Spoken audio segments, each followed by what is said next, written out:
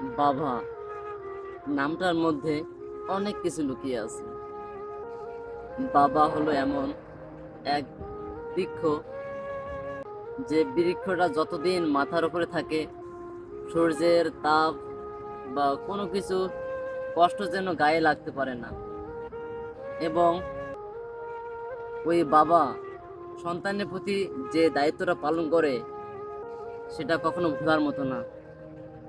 বৃষ্টির দিনে ভিজতে ভিজতে বাজারে ব্যাগ হাতে নিয়ে বাসায় ছুটে আসা মানুষটাই হলো আমাদের বাবা।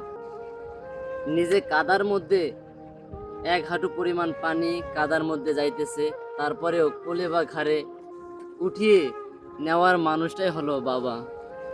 পৃথিবীতে যার বাবা আছে, তার মনে হয় যেন পুরো পৃথিবীটাই সুখময়।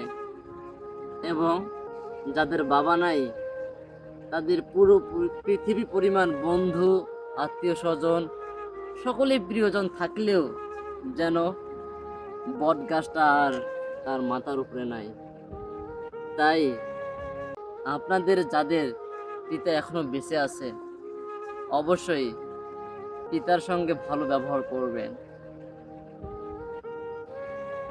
যতক্ষণ পর্যন্ত আপনার কাছে থাকবে আপনার বাবা, ততক্ষণ পর্যন্ত আপনি বুঝতে পারবেন পৃথিবীটা একটা সুখের বালাখানা। যখন থাকবে না, তখন বুঝতে পারবেন পৃথিবীটাই যেন একটা কয়েদখানা।